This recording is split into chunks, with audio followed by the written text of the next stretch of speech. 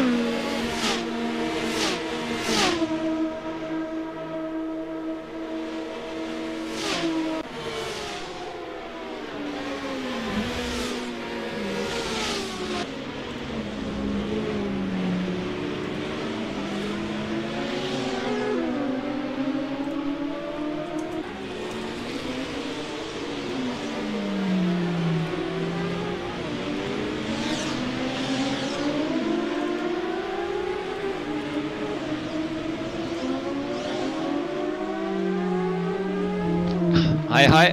Hey Pitman, how's it going? Oh, works great. Yeah, it's good. Great. I'm a little bit in standard stress because I have to go into the car in a few minutes. Okay. So I just wanted to check if this works. So if someone wants to give an interview, then he raises his hand and you can give him rights to speak. And if interview is finished, then you can take him this right away. So you can stop this again. So if you want to try, you can draw my permission away. Okay, thank you. Yeah, that works quite well. I think it'll be really handy for the post-race interviews. Yeah, perfect. That's great. So I don't know how many drivers will be in this channel during the race. Might be a lot of them, but I don't know. Many of them will be in their team channels. Some will be here.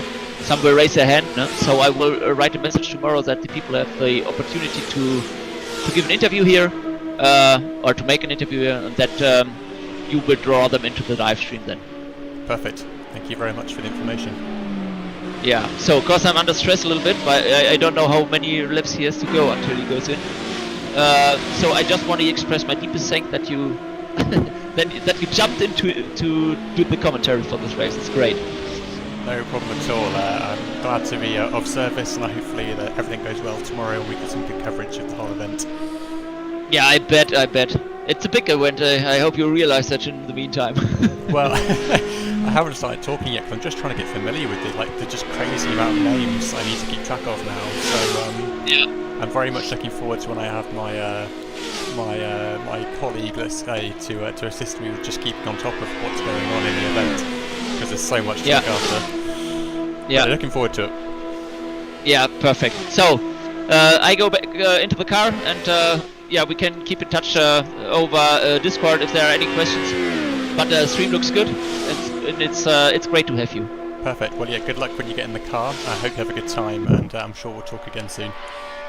Yeah, okay. Okay, right. Bye. Good luck to you too. Thank you. Bye. Okay.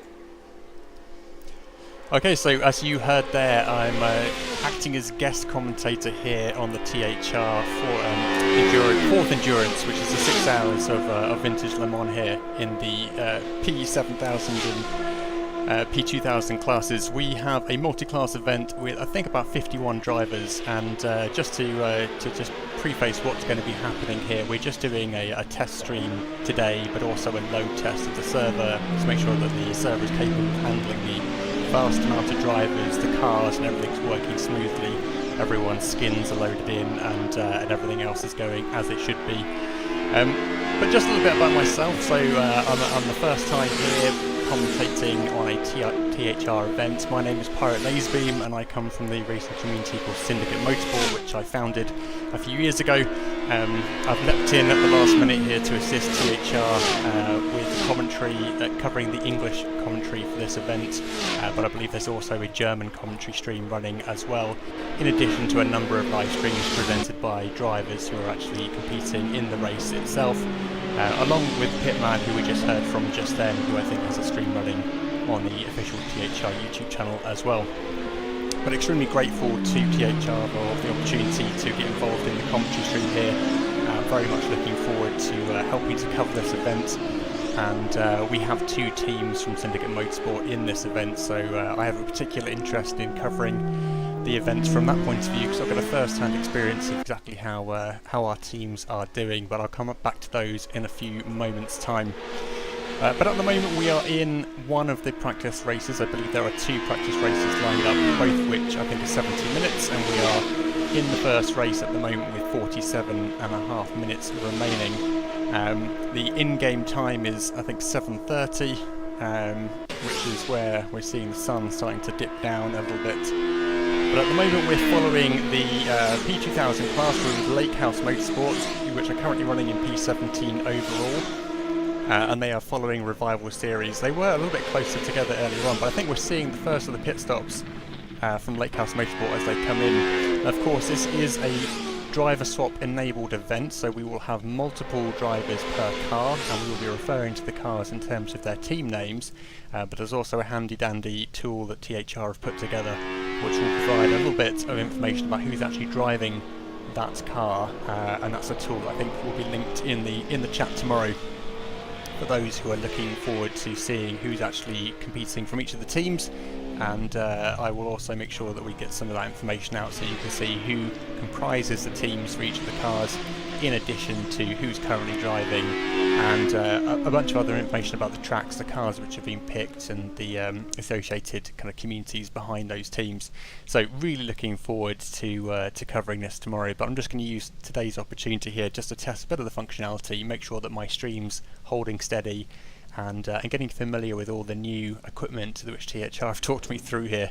And in the background we've got a car just power sliding into the pit lane, as you do, which looks like a little bit of a desync, but we'll come back to that in a few moments. Anyway, let's go ahead and take a look at some of the cars who are driving on the track right now, and do a little bit of viewing. So let's go to a little bit biased here, but I'm going to go with the Syndicate Eclair, which is the second, I think, well actually the leaderboard's just rejigging itself at the moment, but we're currently running in P13, about 8.1 seconds behind the Walmart Penske 29 team. Syndicate Eclair being the team that we've entered for our P2000 entry, and that is currently being driven by, if I can bring up the tool that I was just referring to there. So Thierry Red is currently driving in the Syndicate Eclair 188 at the moment, and that is Thierry driving as part of the team with another one of our drivers called Akashik as a two-person team.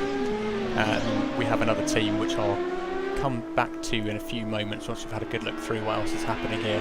But at the moment, Syndicate Eclair is being followed by the Revival Series, driven in P2000 class and P14. Just behind, that's the yellow and blue-green livery that you can see lighting up the rearview mirror of the Syndicate Eclair. And what we can do is go ahead and take a little bit of a look at the onboard view from the Revival Series Cyclist 41 here, as they navigate their way into Indianapolis on the way through to Arnage. Now, very, very tricky corner, of course, in the vintage version of this circuit. You have the sandbank there, which is, I suppose, a period safety feature, which actually seems to cause a little bit more hassle than it might save you in some cases. We've seen a few cars in the qualifying and practice sessions going straight over those barriers and into the trees if they hit that with a little bit too much enthusiasm. But here we can see the sun starting to set here at Le Mans as the Revival Series here works its way down towards the Maison Blanche and up towards another lap around the circuit here. Now obviously you can see the massive amount of drivers available on the server at the moment. They are of course split between the two classes, the P7000s and 2000s, and look how close he cut that wall. My god, he's got a pair of cojones on him. But I think that's the trick with these cars, actually, just taking a little bit of a tangent here.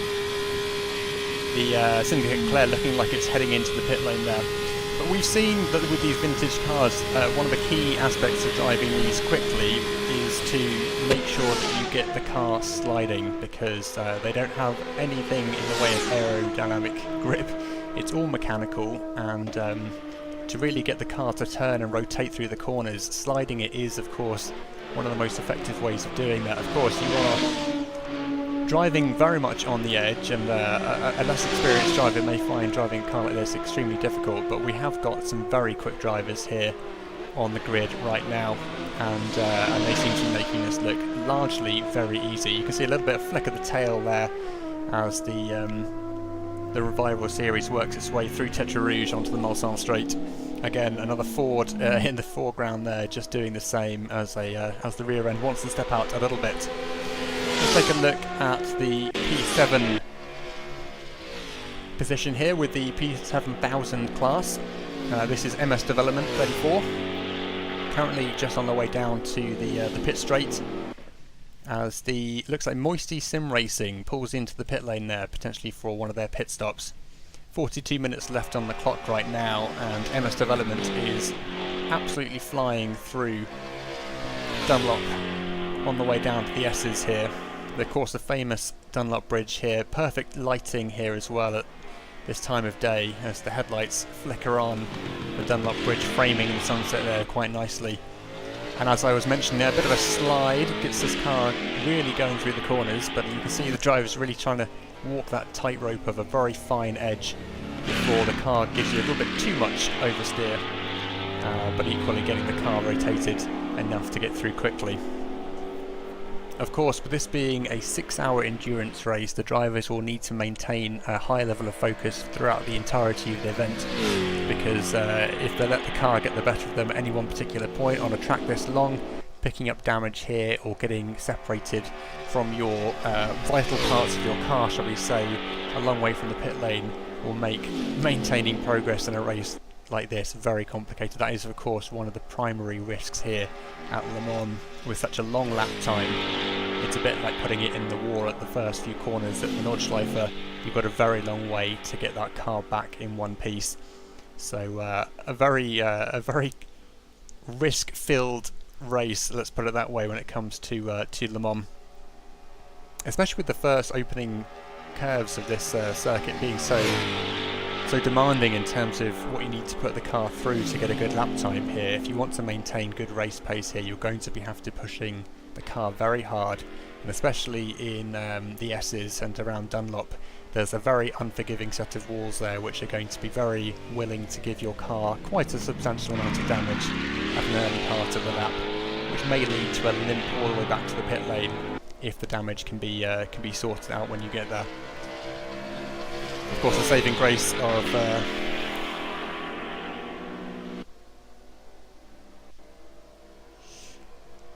Hey Valko.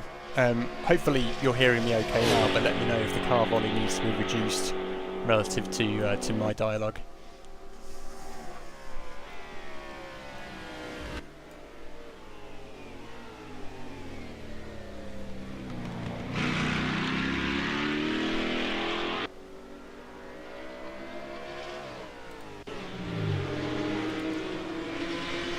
So a few cars dipping in and out of the pit lanes at the moment as they start to go through the pits and switching out drivers potentially. Funton, thank you very much for confirming. Lighting at the circuit now kicking in here as the evening starts to set in. Again, the Assetto Corsa Friends 66 car here just popping over the top of Dunlop and on the way through to the S's here.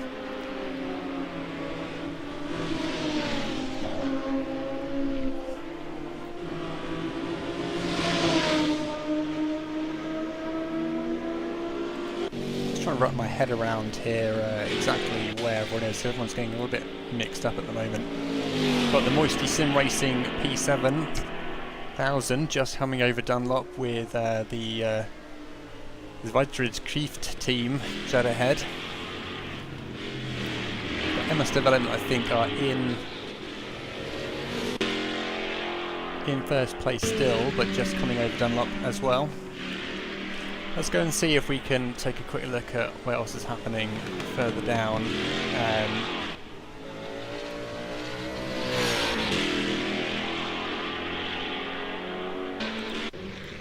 So the number 38 car, just to introduce our other team from my community here, that's the Syndicate Bottling Motorsport team in the P7000 class. I don't think they've actually made their way out of the pit lane just yet. So I don't know if they are partaking in the race at the moment, but definitely on the circuit. Let's go back here to the number 6, which is the red car, THRacing 108, followed by the Moisty SimRacing team, both of which are in P7000s, and Moisty SimRacing about 1.1 seconds behind at the moment. Some relatively large gaps opening up here, with the grid starting to get into the midway point through the race.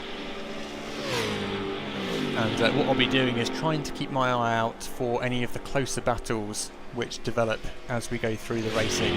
Particularly tomorrow I'll be joined with a friend of mine called King-Kodiak, who will be assisting in commentary duties, and we will firstly, I think, save each other's voices from completely dying by the end of the race. But equally, two sets of eyes is going to make it easier to keep an eye on where the action is happening and making sure that we can focus our attention accordingly. Let's go down here to P12, where we have the Kamimazi 727 and the Guangdu Rising team just starting to come into close proximity. I think we've got Cami Mazzi here in the Maserati, getting that car sliding around through the S's as I was mentioning earlier on.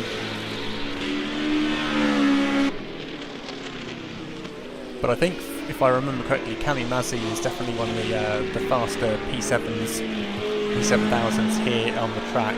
I think they qualified in potentially first place, and they're opening a gap already on Guendu. Although actually saying that, I think Guendu might have the straight line speed here, and if we just pop on board with Guendu, we will get a little bit of what we're seeing from the cockpit here as the headlights start to light up the front end, or the rear end, sorry, of the Maserati. A bit of a lag spike, I think, kicking in just then, as these guys are working their way down the Marsan straights. But seems to be actually what looked like an early gain in terms of maybe just exit speed from the corner is now being replaced by the Cami Mazzi P7000 just walking it down the straight here, opening up what was taking what was a 0.2 second gap to now over 1.3 seconds, which is definitely going to be disheartening for P13 in the THRacing team here. Nothing more frustrating than being on a straight in the draft and being unable to keep up with the car in front.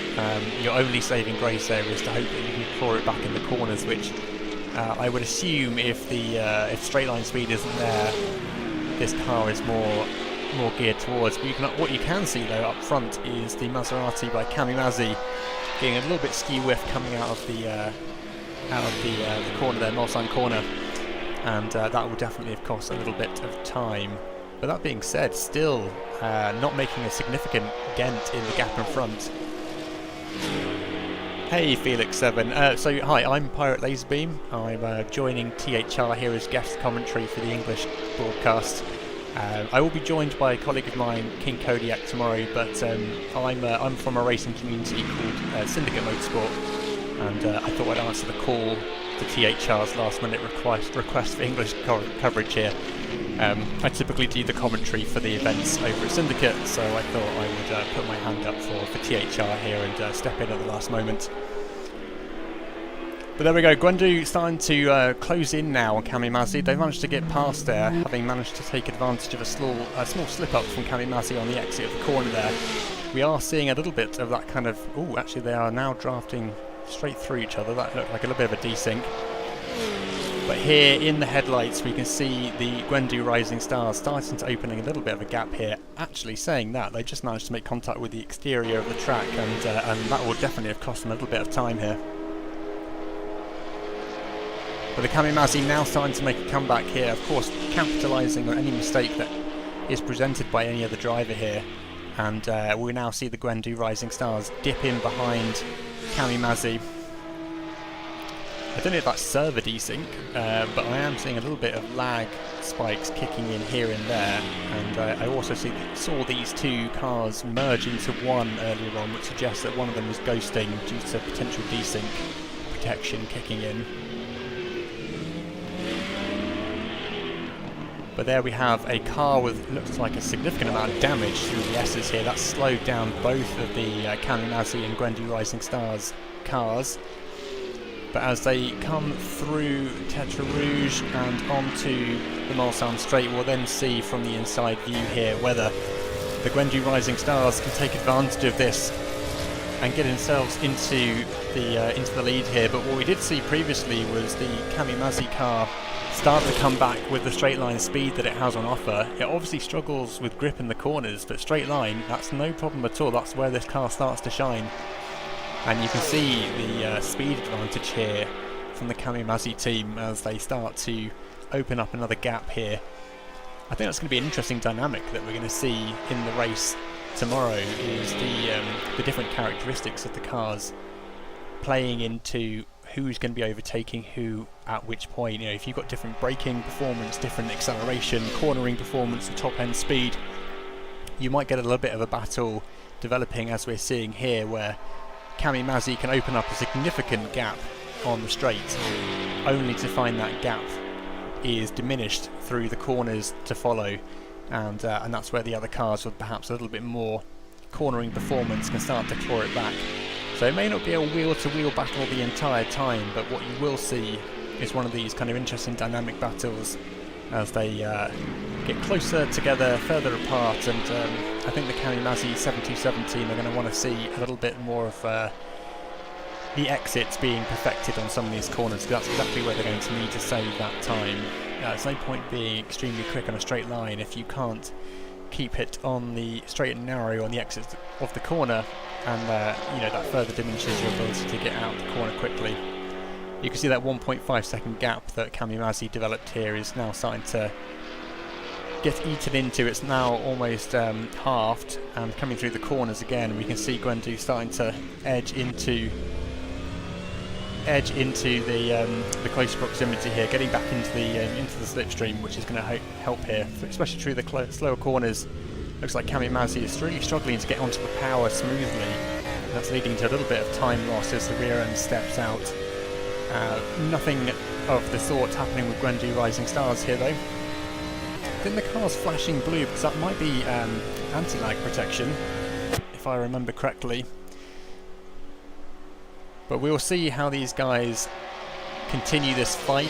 This is exactly the kind of action we like to see here. A little bit of a persistent battle from two very dedicated and persistent drivers. This time Gwendu doesn't present the same mistake of hitting the wall where it did before, but look at that, it did make it a little bit feisty there, coming past the last couple of corners there, leading to a little bit of a contact there between, I think, Kamimazzi and the wall.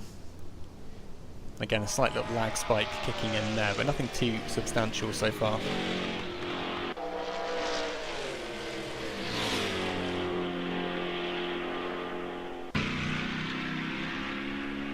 Nope, no problem at all, Varco. Very happy to support.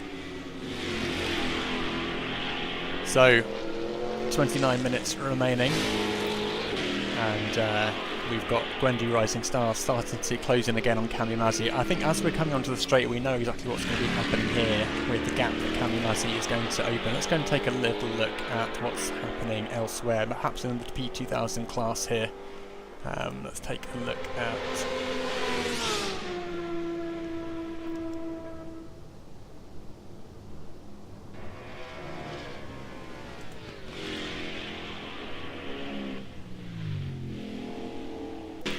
Doesn't look particularly like any of the P2000s are too close together. We've got the Syndicate Eclair here in the midst of two. Well, it's got the P7000 driven by Zweiteridge Kreeft behind, but I think the Syndicate Eclair is trying to hunt down the Walmart Penske's 2019 at the moment.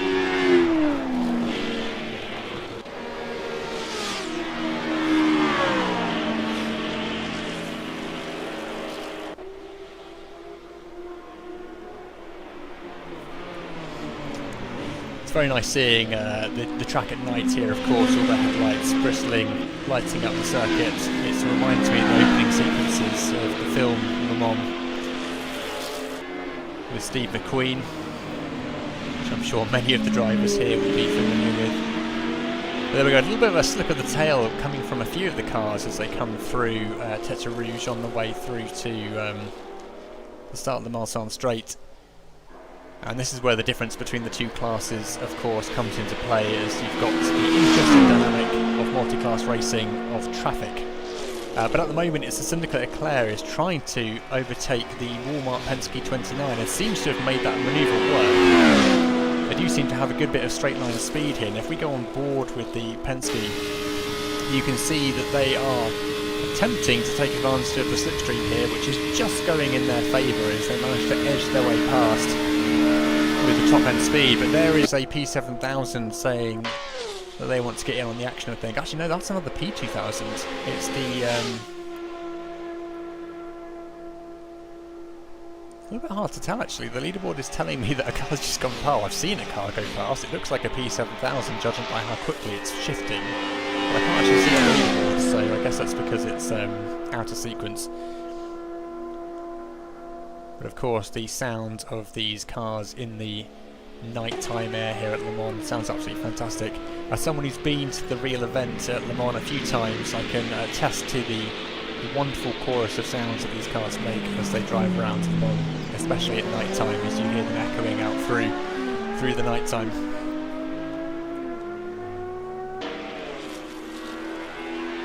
So the Walmart Penske here starting to lose a little bit of time on the Syndicate Eclair, but no doubt we'll be looking to try and claw back some of that time as they round another lap here. 26 minutes of race time remaining, and at the moment it's quite a disparate layout of the grid here. I've got a few P7000s and 2000s mixed up in running order here, but it looks like MS Development is still very much on the top spot here.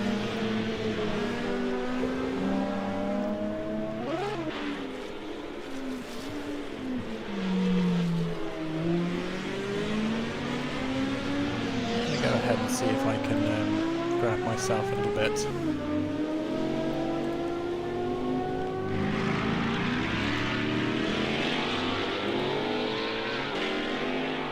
Of extra information here from the live timing board.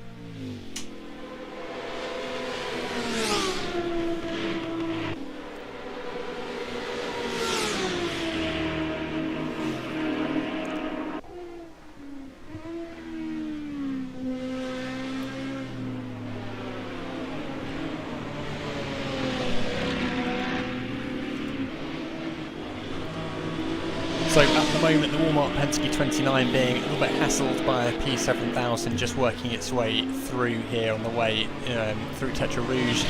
No point staying in the way and blocking the cars ahead. But what we can see there is the Walmart Penske starting to get a little bit enthusiastic on the exit, maybe hitting the throttle a bit too early there and catching the car from before it rotated too much and taking them off into oblivion. But yes, one of the tricks here at Le Mans, especially multi-class racing, is being very aware of the headlights in your rearview mirror. It could be another car that you're battling against, but it could be equally one of the other classes coming through, and you're going to definitely want to get out of the way. I assume Real Penalty will be giving them blue flags to let them know that they need to be making a bit of a shift to the side and getting out of the way. But sometimes that's easier said than done, particularly depending on where you are on the track, and in the narrow beginning of this circuit that will always be a problematic area to try and steer clear, but I'm sure the drivers will be doing their level best here to make sure that that's a level of attention that they're maintaining at all time, to make sure they're not causing too much of a delay for those coming up from the rear. So down in P18 we've got the Revival Series Cyclist 41 with the that SimRacing team about 0.6 behind at the moment, getting a little bit closer actually, and we'll see whether they are alongside by the time they come past the camera here. It looks like the Revival Series is leading a little bit of a trio here. I think one of those is potentially going to be trying to make a move in a few moments. A little bit difficult to tell actually from the leaderboard exactly. I think one of these must be a different class because you can see that it's the SimRacing team is right there. But is it the... No, okay, so... We'll stay with these guys for a little bit. Some of the headlights in these cars are extremely bright at night time here. So these must be 3 cars, 2 of which are in a fight, which is the P18 and P19. The other car must be out of position and perhaps a lap down, which is why we can't see them on the leaderboard here.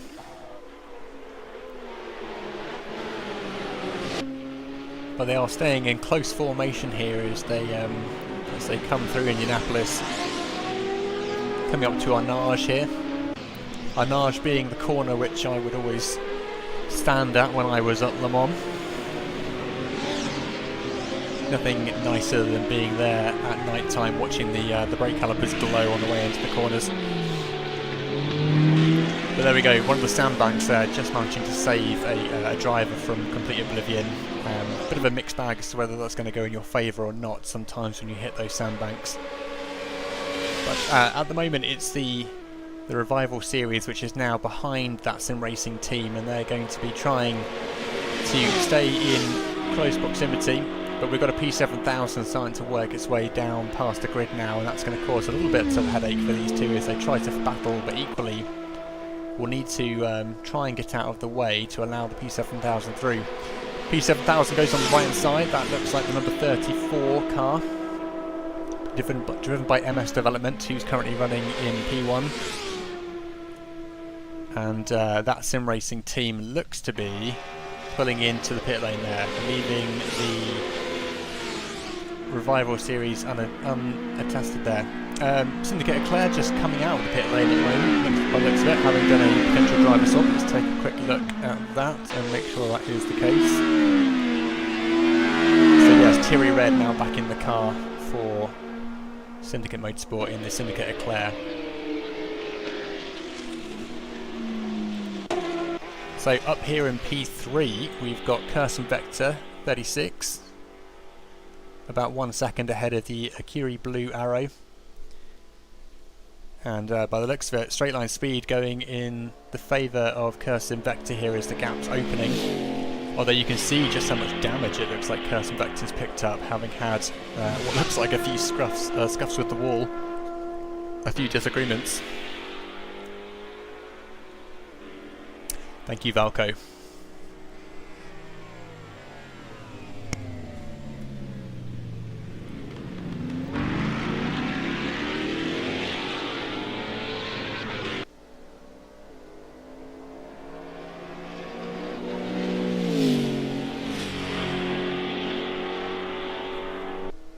Let's go ahead on the Blue Arrow here and just take a quick look at how things look from their point of view. One thing that always strikes me as amazing of this period of racing is just how little there is separating these cars from the just completely exposed trees on the edge of the circuit here. And many an F1 driver, as I'm sure many of you all know, has unfortunately met their end at a track in the trees like this, where there is literally nothing stopping you from hitting them. And even if you do, there's not much in the way of safety mechanisms in the car to keep you safe. So we saw there that the Curie Blue Arrow managed to close in on P3 there. They are, after what is a substantial amount of racing here, about 50 minutes of racing, they are still within 0.2 of a second of each other, which is fantastic to see. At the moment it looks like the Blue Arrow is trying to find its way back past. It's starting to edge a little bit closer here, firmly in the slipstream. And just popping to the onboard here as they slide through the Maison Blanche corners. You can see just how feisty these cars can be and how careful you need to be with the inputs to make sure that you aren't putting it into the wall.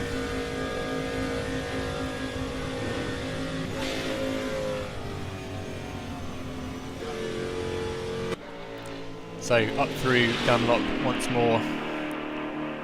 Let's see whether the Blue Arrow here can do anything to close this half-second gap before they get through Tetra Rouge. I think the indicator there on the Blue Arrow is firmly in the right-hand position, and you can see it's going to be really who comes down to getting the better exit from the corner here. The Ford losing a little bit of traction there on the rear end, whereas the Blue Arrow didn't have any such problem. And that might mean that we see a nice little overtake happening here as they work their way through onto the Mulsanne straight. And it's now a drag race to the end of the straight. Of course, they may be in formation by the time they get to the kink, and then that's going to always make for a little bit of a feisty situation as It is perfectly doable to get 2 cars through that corner at top speed, but it does make you a little bit nervous watching it happen, because the consequences are going to be quite significant if any of those drivers decide to make contact with one another, which hopefully we don't see.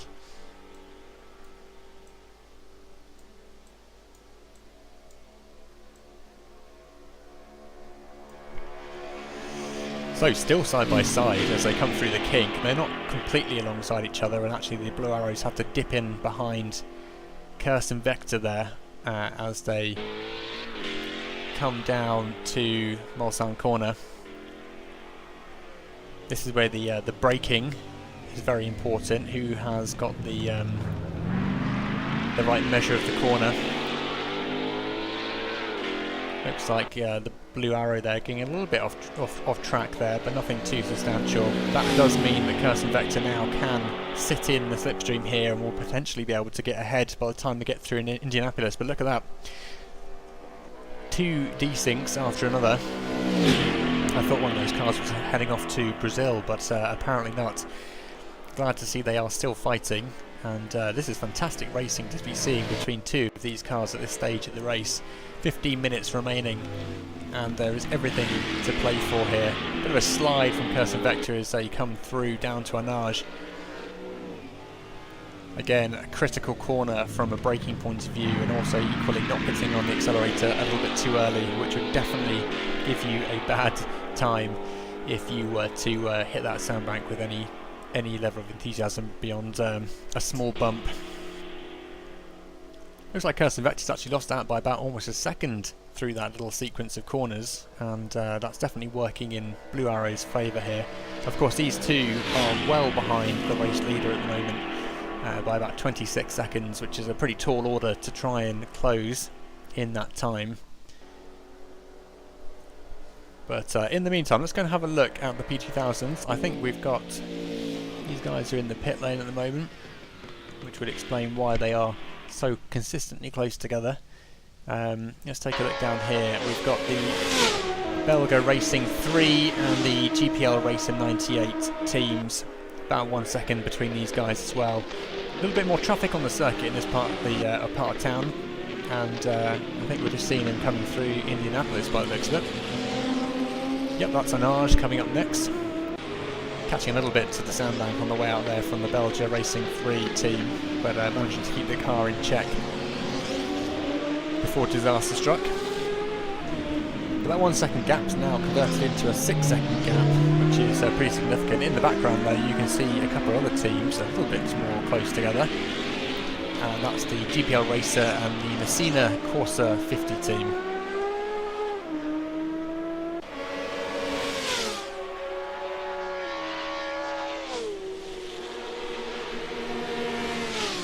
So GPL Racer here got a Assetto Corsa 50 driver right up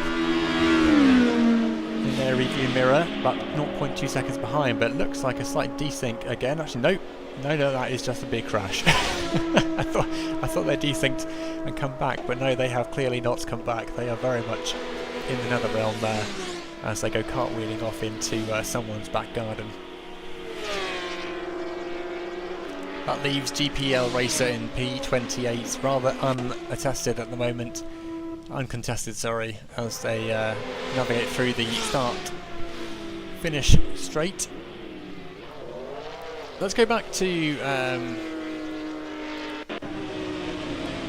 that's Gwendu, isn't it? Gwendu Racing Stars are driving behind.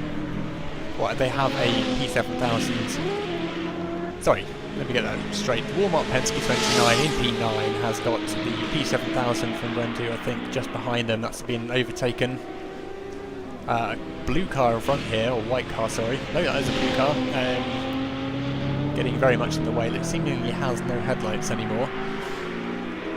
Has the hazard warning lights on to let people know that it is there. Pulling off to the side, which is good to see, so they won't be in the way for the next couple of cars. But again, that just goes back to the difficulty of getting through the S's, where there's very limited manoeuvring room, and as you've seen before, when you're driving through that from the first person perspective, unless you've got a good eye on the map, you won't necessarily see a car in front of you until very late, and even if you do see it there's not very much you're going to be able to do about it.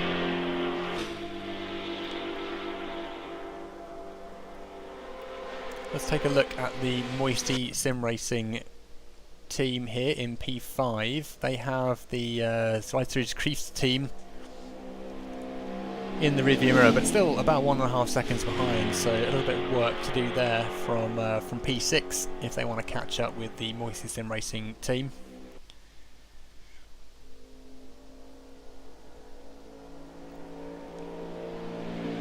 Let's go back to P22, where we've got THRacing and SG Stern 3 in close proximity, only about half a second in at the moment as they come to what looks to be Mulsanne corner. Getting back on the throttle, and we've got a bit of a three-way fight I think going here. Oh sorry, camera perspective's kicking in there. Two-way fight as the number 22 team, or sorry, P22 THRacing is trying to keep SG Stern 3 in the 43 car in the rearview mirror rather than letting them past. Only 0.3 seconds in it though, and if you go on board with P23 coming up to Indianapolis, you can see potential opportunity opening up here. Almost kicking that rear right tyre onto the sandbank here. As you can see in the background, a car just recovering from having gone over the barrier, along with another car which has just gone over the barrier. So again, a risky part of the track for any team at this stage in the race.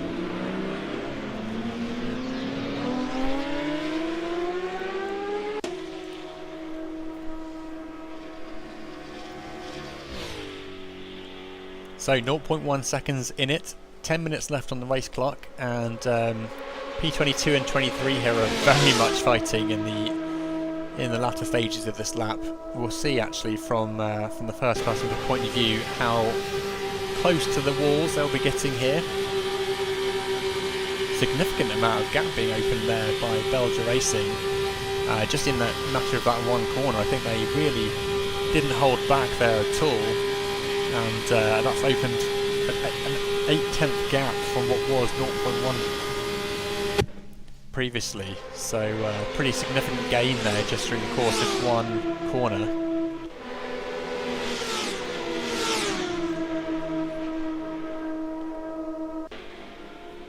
But at the moment I think these two are probably the closest in the running order in terms of battles on the track that we've got at the moment.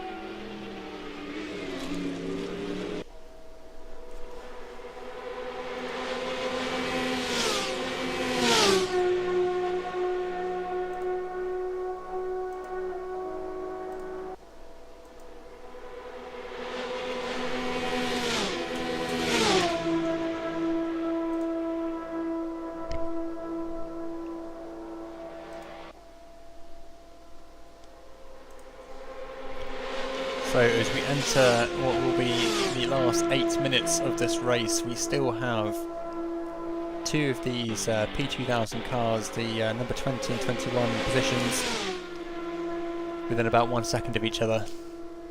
Everyone else seems a little bit more spaced out by this point, and I think we're going to stick with these guys for a little bit longer as we watch the cars' headlights dance down the Mulsanne straight here at night time. We're going to see if PG Stern, or SG Stern, sorry, can do anything to close this gap. It's now 1.4 seconds, 1.5 seconds, and we've seen that as little as 0.1 previously. Let's see if we can get that closed up. In the background there you can see what appears to be the Maserati driven by Cami Mazzi. Starting to come into focus here. We'll go on board with Cami Mazzi and just see what the difference in speed here between P7000 and 2000 is. Sounding absolutely glorious there. You can see the gap between those two really closing in now. But the Maserati is through. And if we go back to our two battling P2000s here, you can see they're now wheel to wheel. Amazing what a difference a few corners can make in terms of lap times here, or the gap, sorry. So it's very easy to open a gap, but equally easy to close it given the right circumstances. Slight lock up of the wheels there, and a bit of contact from SG Stern 3's driver there on the inside of the of our nage. There's the MS Development 34 just kicking into gear.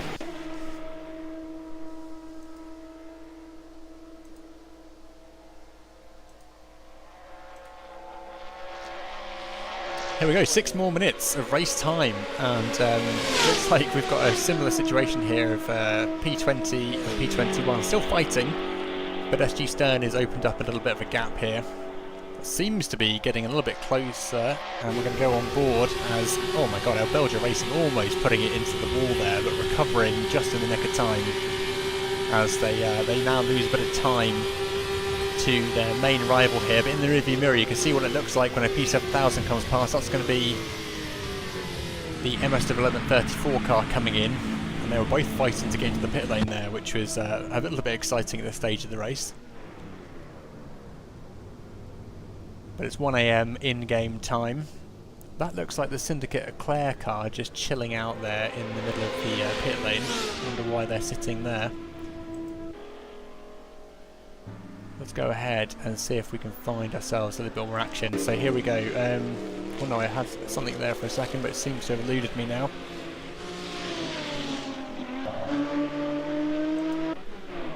These guys are in the pit lane. Oh, that is the Syndicate Eclair team.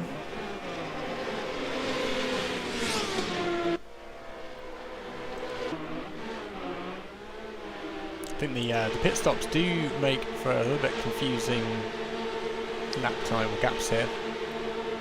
Let's see if I can't get myself back onto the action here.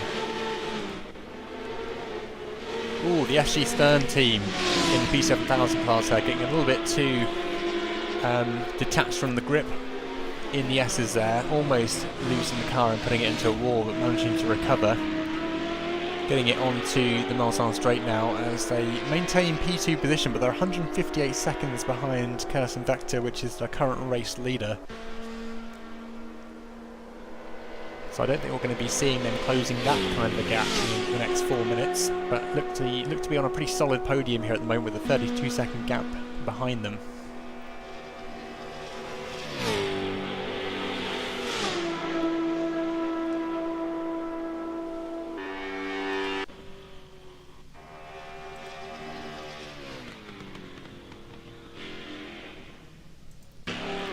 Find myself a couple of cars which are in close proximity here, but it's proving a little bit harder than I thought it would be.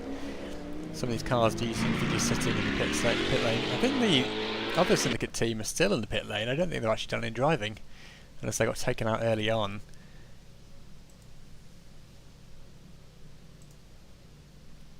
The Walmart Penske team is in the pit lane.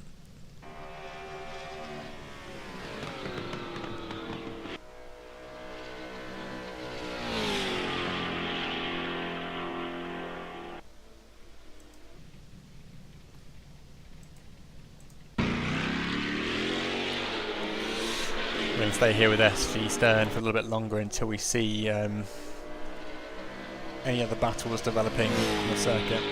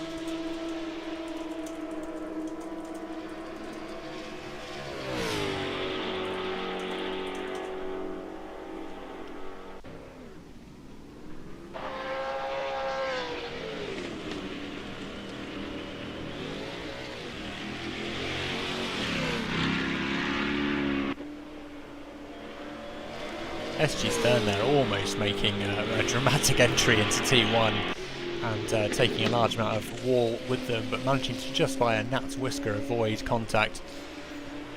Coming through the S's now, we'll see if they get a little bit squirrely through here, but seemingly keeping it a little bit more in check this time, which is nice to see, working their way through THR and onto the Mulsanne straight for another rip round, and it looks to be what could be the last lap now with only 43 seconds on the clock. Looks largely like a lot of the teams are now just settling in here, although that SimRacing team might be about 3 seconds behind SG Stern 2. But you can see the Cami Maserati there just in the foreground.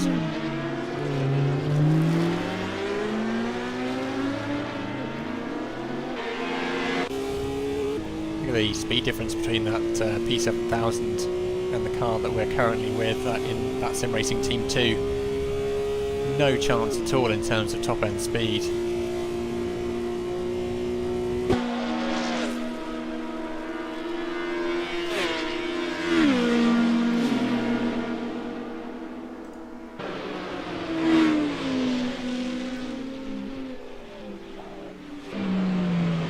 So I think what we'll be doing tomorrow is relying very much on my teammate in the commentary box here, which will be King-Kodiak, and I think between the two of us we'll have enough eyes to keep one eye on the action here on the track, another one on the live timing boards, and see exactly what's going on.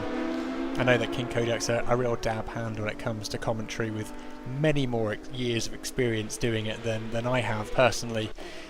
And equally, he does that for real life work as well, which means that he is definitely a professional when it comes to the commentary scene. So hopefully between the two of us we can keep on top of everything that's happening here and working out exactly what is happening at all times, so we can convey that information to those who are listening in or watching via the live stream. But here we are with the P15, that's SimRacing Team 2. In the 32 car coming down the pit straight, and they're 3.7 seconds behind PG Stern 2, which are just coming up through Dunlop, so yeah, they're pretty close behind actually, but they're going to have to work a little bit to try and close that gap. If they can do that though on the last lap, it would be a fantastic turn of events, and there is a bit of traffic up ahead which is maybe going to slow the SG Stern 2 team in 42 car down a little bit. The gap is now 2.7 seconds, it was previously over 3. Straight line speed will be a critical factor though, and it looks like SG Stern's going to have a tow, which is going to make things a little bit more challenging, but that SimRacing team managed to get that gap down to 2.4 seconds, but you can see that gap is now back to 2.5 and may yet go the wrong way. Yes, it is 2.6 seconds now, started to go very much against that SimRacing Team 2, as SG Stern I think seems to be taking advantage of a little bit of early slipstream, which may be contributing to a little bit of a delta here, although that SimRacing team, it's 2.9 seconds, hasn't got any worse yet, so I think that slipstream factor has been removed. It started to get it down to a little bit more of an even keel, but as the race is now effectively over and there's a 3-second gap to play with here, I don't think we'll be seeing that SimRacing Team 2 manage to get through to P15 unless SG Stern has a little bit of an encounter with a wall at high speed.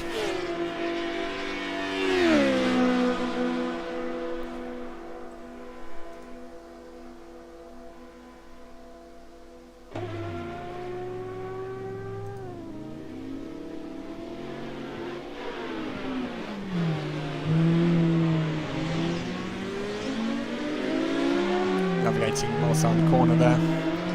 2.7 seconds. They are starting to get a little bit closer, but there's still a fairly chunky gap to go through here. Looks like the Syndicate Eclair 188 car is in the rearview mirror at the moment, but they seem to be a lap down rather than fighting for position here. just noticed actually that the both SG Stern teams, 2 and 3 in the P2000 class, are actually pretty close together in terms of only about half a minute between it at the moment.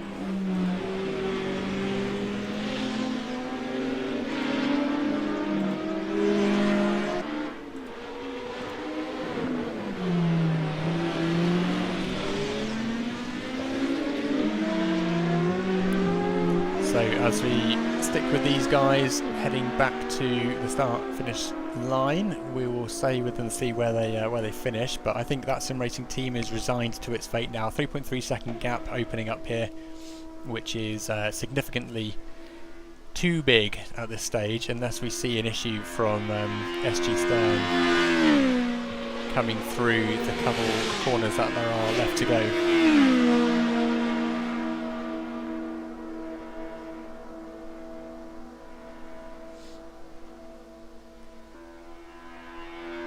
Of course, this corner they've just been through here is Maison Blanche is very much a make or break corner. It's very easy to stick it into a wall there, or lose a significant amount of time if you don't keep your foot planted.